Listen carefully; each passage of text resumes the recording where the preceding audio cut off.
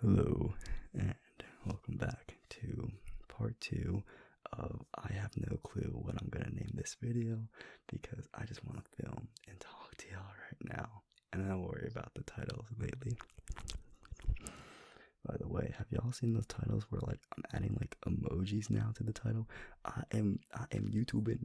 I'm in YouTubing, y'all. I'm doing thumbnails. I'm doing market research on how to understand. I can't take myself too seriously, y'all.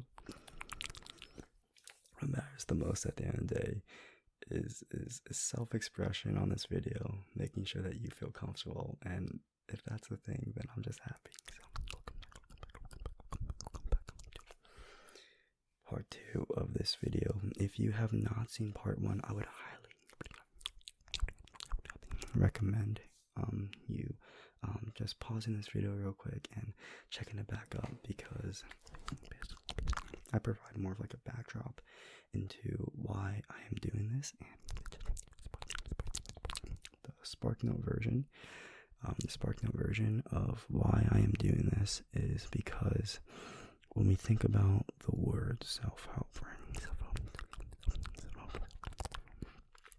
I feel like oftentimes in society it comes from a place of hatred of the current self, and people try to use that hatred in order to build a new version of themselves. And I would argue that it's actually much more kinder and much more better and just much more efficient in order to see all the value that you currently have, like really have that sense of satisfaction without seeking dopamine of other people liking you, or feeling like you have to be like a people pleaser in order to get that sort of attention. My mind's in a ramble right now. This is why you gotta watch part 1. But basically, I want to strive further. I want to go further into understanding ourselves, seeing each other for the kindness that we have, and truly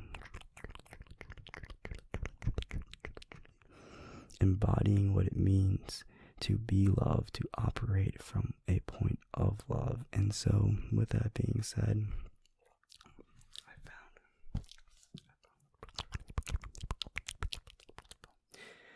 this book. It was from one of those shared mailboxes where people just kind of donate things on the side, and I thought that was really cute. And so I read one passage in part 1, and now I want to read a couple more that I found in this book. But before we do so, I want to make sure that we are in the right headspace. So, hello and welcome back. I always say this, but please be in an environment where you feel really safe and really comfortable.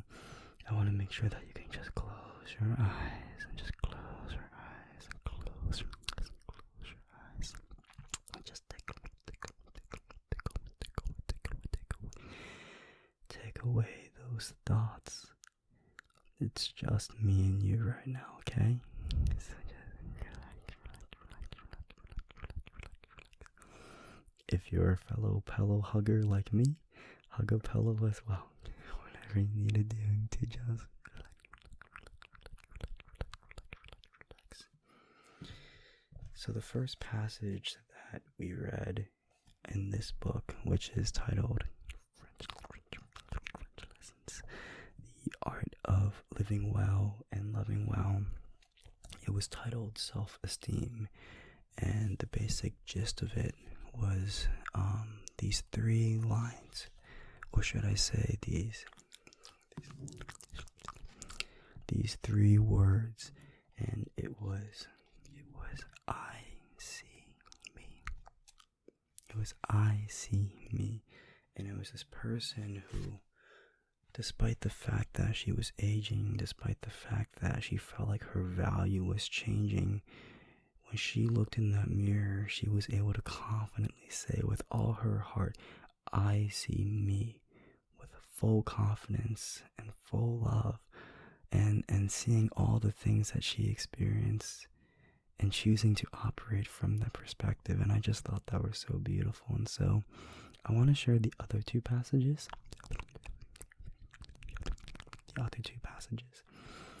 They are not nearly as long, but I do think they are just as important. Actually, it may be 3, but we'll look into that later. Okay.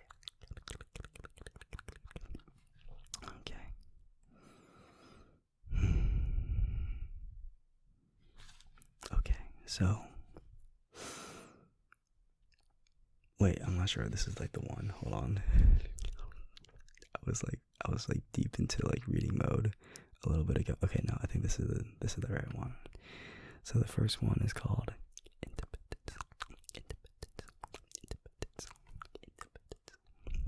Independence.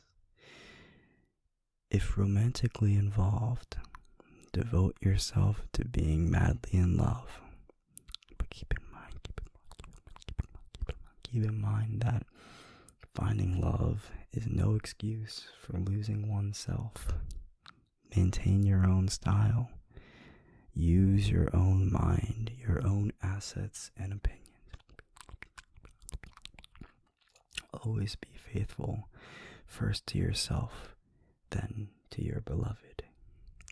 It transitions to something called no regrets. Regret nothing, not the chocolate croissant you put in your mouth this morning, nor any word that may have issued from that same mouth. If there is a way to admit or to make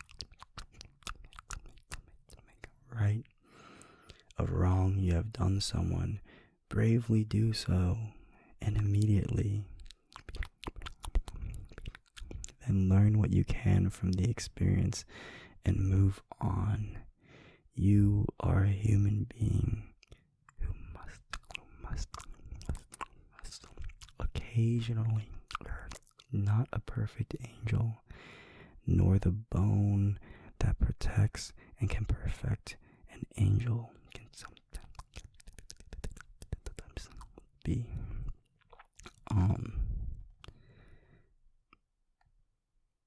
Kind of didn't like that one, I'm not gonna lie. It was kind of like short. It was better when I read it, honestly. Wait, I feel bad. Wait. I kind of want to do another passage. Oh, that's a really long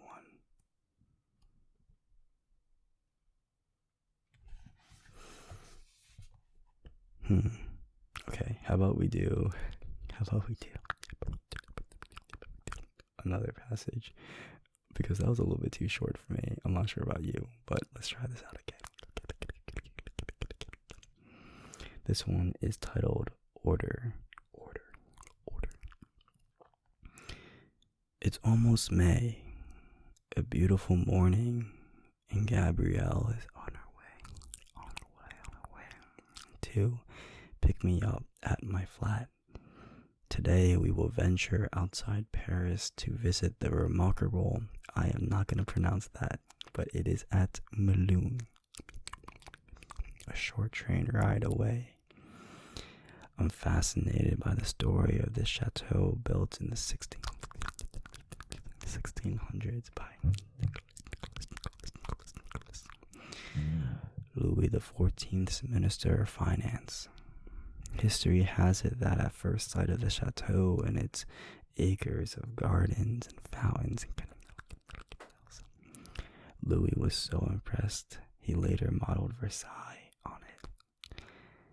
And so enraged with the display of wealth rivaling his own that he sent Monsieur, this is so hard, these names, to jail the next day. That jail cell must have been just about the size of this one-room flat. I think looking around me now, but with much less clutter, clothes, papers, and books filling it. This is not a good day for Gabrielle to see my place for the first time, nor for me to have overslept.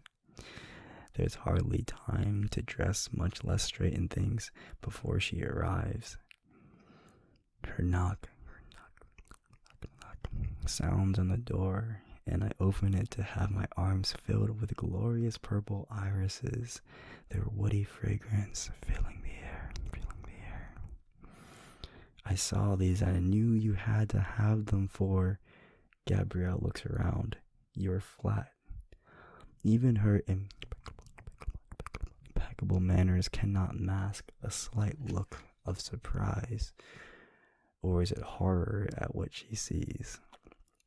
These are lovely. Thank you. I wonder how I will unearth the vase to put them in. I see that you are arranging things this morning. I'm embarrassed by what a mistress of understatement she is. I apologize for the lack of order, but it seems that whenever I am, things are never in their place at my office, in my home, even here. It drives John crazy. Actually, it drives me crazy too.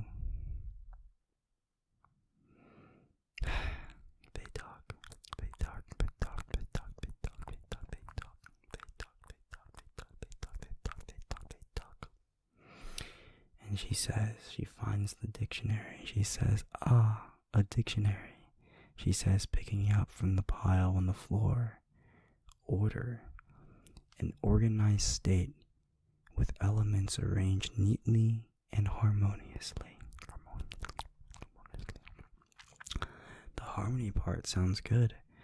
I retrieve a suede jacket from the back of a chair and hang it up. Locate 2.5 pairs of pumps. Give up on the missing one and line them in the bottom of a closet. It is more than good. We feel harmonious when things are in their places, having arrived there.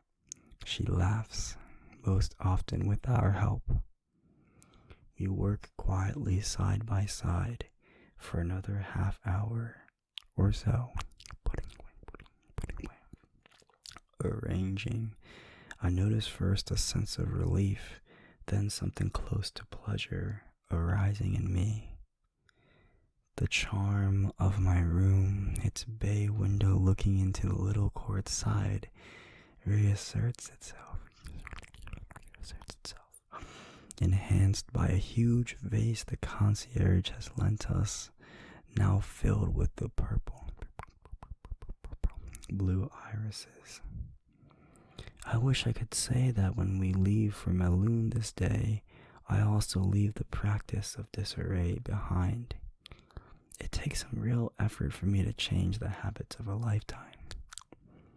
But day by day, I start to realize that it's just as easy to toss a scarf into a jar as onto a chair, that the fascinating passage in a book will not be lost when it's returned to its shelf, that flowers dying in their vase will not revive themselves. Slowly, I learned that when I create order around me, a sense of harmony and peace begins to reside within me. I am never going to train my dresses to hang themselves up anyway. They're just too stubborn for that.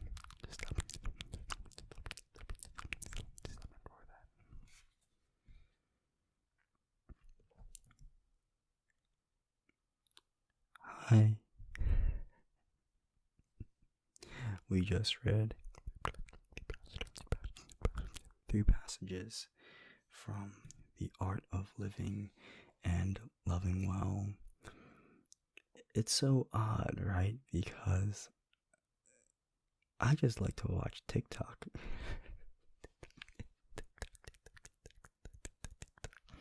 But I truly mean this when I say it.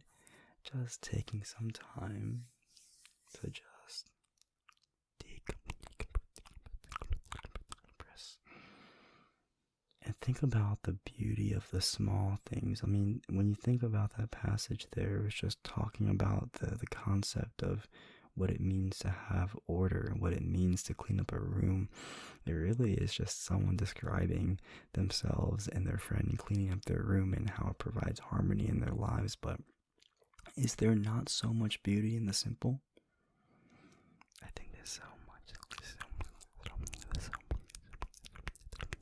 I think there is so much beauty in the simple things, and it makes me feel warm, and so I hope you feel warm as well.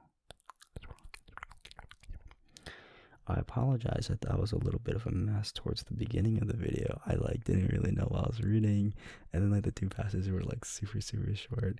I still think they're beautiful passages, but and to be honest with you, the order one was probably my favorite for tonight. But if you have a favorite, go ahead and let me know as well. But more importantly than poetry, more importantly than just me doing this little sort of triggers, more importantly behind all these sort of things is you. So, hello. Tonight, I hope you rest well. Tonight, I hope you can smile a little bit. Tonight, I hope that you can see yourself for all the kindness that you have.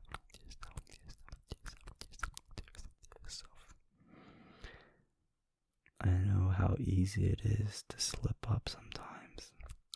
I know how easy it is to have something in you tell yourself things that aren't true. But let's recognize that the voices, the things that we say to ourselves are not true. They are wrong.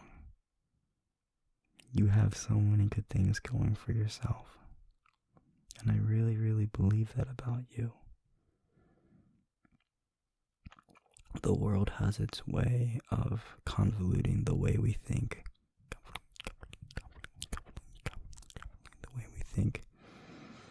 And I think sometimes in order to achieve success, we often believe that we have to make a sacrifice of our own values.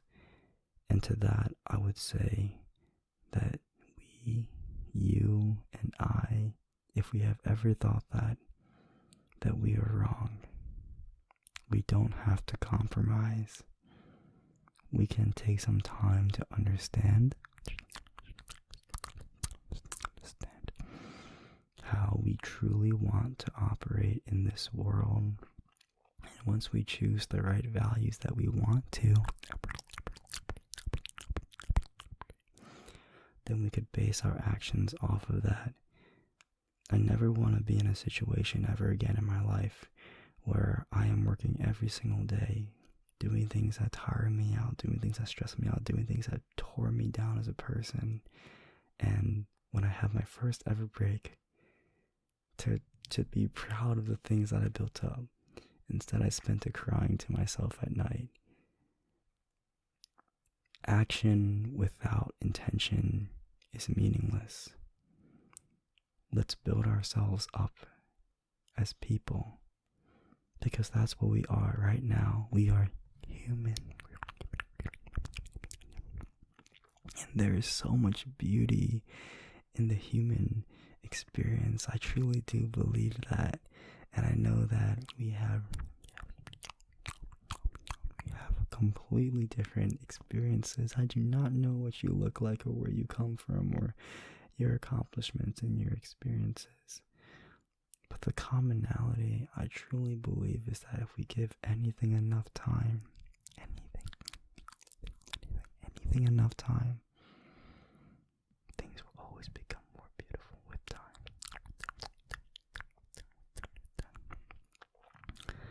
And so with that being said, please, I say this all the time, but I really do mean this. Please be kind to yourself. And please love yourself tonight. Take a chance and look at yourself in the mirror. And don't pick out those little flaws in yourself. See for yourself the skin and the soul that has transported you throughout life. The skin and the soul that has provided so much happiness and has taken so much heartache and yet still continues to strive and be existent in this crazy world. I am proud of you. And again, more importantly than my pride in you is you being proud of yourself. You should be so proud of yourself. And so let's not think about the struggles of tomorrow. Instead, let's focus on the happiness of now, okay? You are loved. You are loved. You are loved. You are loved. You are loved. You are loved. Please rest well and be well. And I do hope you have an amazing sleep for the rest of the night.